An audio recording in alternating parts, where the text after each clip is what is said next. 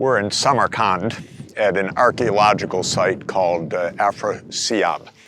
And you might not know it on first glance, but you could say that this place was something like New York City or Singapore or Hong Kong in the 6th century BCE. What I mean by that is this was a center of trade. Not just a center of trade, a center of world trade. We're here in Samarkand on the Eurasian steppe, on the grasslands of Eurasia. And the Eurasian steppe was the trading zone and the trading highway, in fact, for 2,000 years, linking east and west, linking China and the Roman Empire as early as 2,000 years ago and even before that.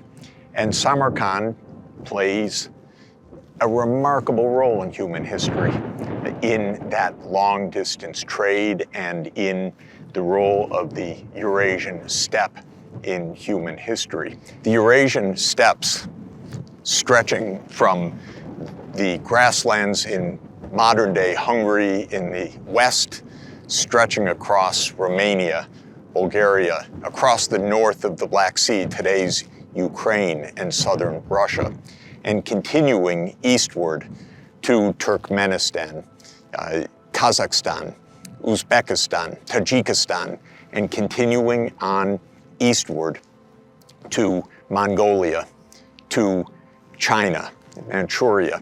This long belt of grassland, this Eurasian steppe, was for roughly 2,000 years the highway system, the superhighway of globalization, of long-distance east-west trade, roughly from 500 BCE to around 1500 AD. And when one looks at that 8,000 kilometers, and if you put a marker somewhere near the middle, it's where I'm standing right now. It's where we are in Samarkand.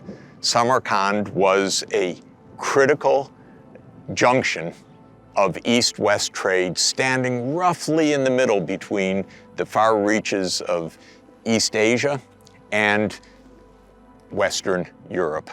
And along that trade came goods in long-distance shipments, came the great silks, of course, made in China and treasured in the Roman Empire. They loved the silks and were ready to trade Roman goods and gold coinage in return for those wondrous Chinese silks. And many, many other goods traded along the way, but also what traded along the way was ideas. Ideas about the arts, ideas about culture, ideas about religion, ideas about science, ideas about technology and know-how. Because it was along this great 8,000 kilometer superhighway, the Eurasian steppes, that the West, Europe, learned so much about how to move forward, how to take the great technologies from China, whether it was paper making, whether it was the compass, whether it was gunpowder, whether it was ocean navigation techniques, and so many more. Or from this region, tremendous breakthroughs in science, astronomy, in mathematics that have changed the whole world and that were carried along the Eurasian steppe. What is the steppe? It means grasslands. It's a kind of climate system. It's a climate system in which there is not enough water for perennial crops. You can't really grow wheat and maize here. This is a region where the rainfall might be 250 to 500 millimeters per year. And that means that there's enough grass to feed the animals, especially if you move seasonally to find that grass. Transhuman herding of animals, meaning you move around as the rains move, you move to follow the grass that comes after the rains. There's enough for animal herding, and there's enough grass for something absolutely transformative in human history, and that's grass for horses, because the Eurasian steppe was the basis of civilization relying on the horse for long-distance travel and for so much more, especially for warfare, especially for hard work that horses could do. But it was in the Eurasian steppe where the horse was first domesticated.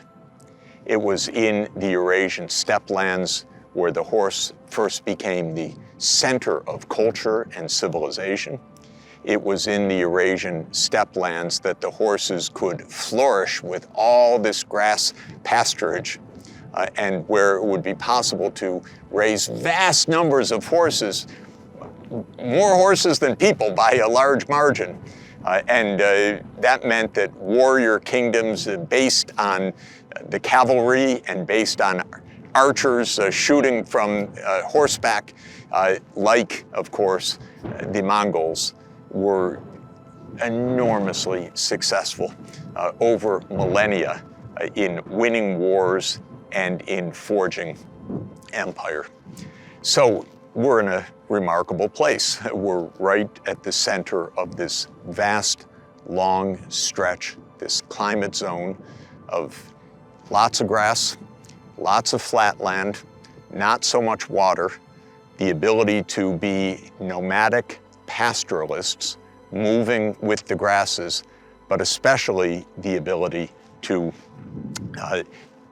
raise horses and make the horse the center of a culture and the center of power. Think about it, for land-based movement, for transportation, for war, before the 19th century, the horse was it. Before the rail, before the automobile, before the modern tank, the cavalry was a decisive advantage in land-based warfare. And so throughout human history in the old world, in Eurasia and Africa, the presence of the horse was a defining theme, emerging in the third age of globalization, which I've called the equestrian age, the age of the horse, but then remaining central to the story of humanity till the 19th century, taking a bit of a hit after 1500 when transoceanic travel by sea rather than by land enabled a substitution for what the horse could provide on overland trade, substituting instead sea-based long-distance trade.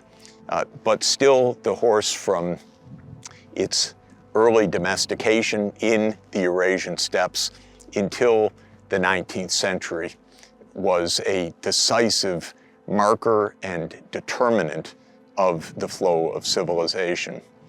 Now, if you try to step back and take a thematic understanding of almost 5,000 years of human history, and you look at the Eurasian map, and you see where the Eurasian steppe land is and where the horses are, and you see where the high population densities are, generally south of this steppe land.